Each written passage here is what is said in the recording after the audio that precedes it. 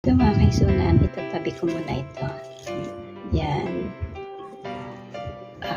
Mga kagamit namin yan. Lulutuin namin yan. Ito mga kaibigan, bago siya tagtarin ng pinong-pino, binababad muna namin ito sa tubig. Yan. Ito yung gabi na tuyong-tuyo. O kaya matagal ito mga kaigsunan ng 1 taon, hindi pa rin ito masisira.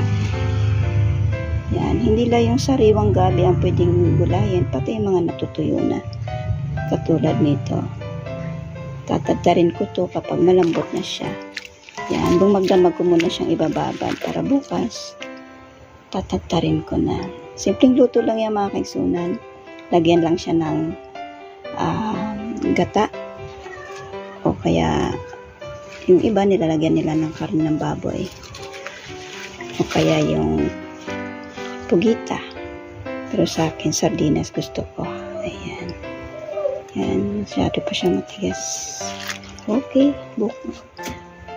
Bukas ay sa yan na. Ito na yung babad na babad. Ito na mga kaisuunan yung bunos. Tinagtad ko na siya ng pinong-pino. Yan. Simple lang ang gagawin kong luto dito.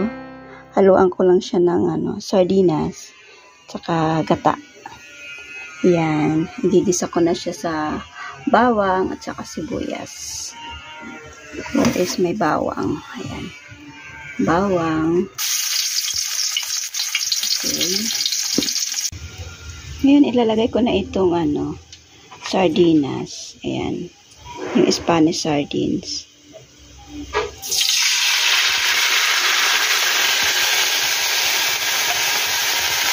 Tapos, ito naman yung luda. Yung maanghang. Ito nakasip.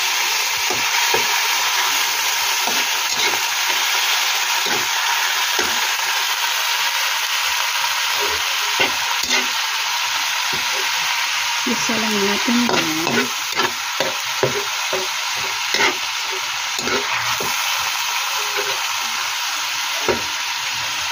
Okay. Ngayon ilalagay ko na yung gunis. Yes. Malinis na ito kaya mga kaisunan. Bago ko i-chop-chop ng pinong-pino, hinugasan ko ulit siya. Simple lang ito, ilan, pero masarap siya. Ito yung tangkay ng gabi na pinatuyong-tuyong-tuyo. And then, haluin lang. Halo lang ito. Ngayon, nasa sa inyo kung gusto nyo ng maanghang. Pero ako ayaw ko ng maanghang.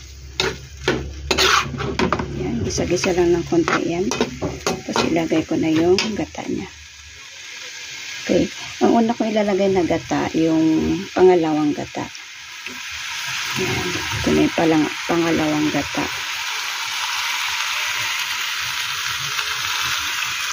Okay. Ngayon, pakuluin lang natin siya ng pakuluin hanggang sa maluto itong ating bunos or gabing pinatuyo.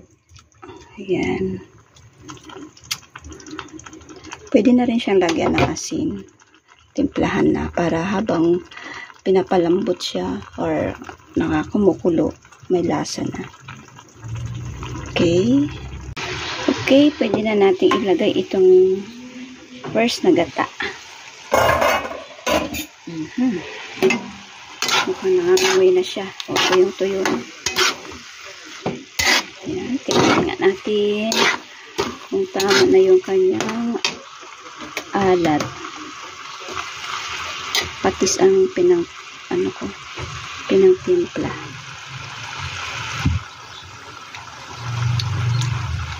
Okay na.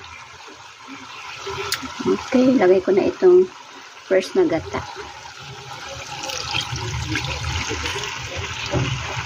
Yan. Lutuin lang natin yung gata. Okay na siya. Yan.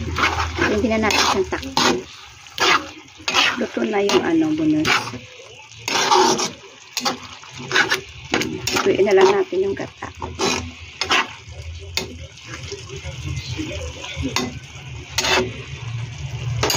Ayan na siya. Parang gusto kong lagyan ng siling labuyo.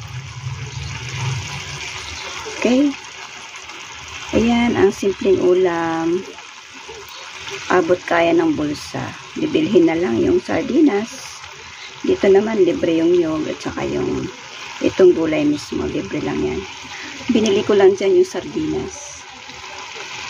Okay, hantayin na yan hanggang sa maluto. Okay na po yan.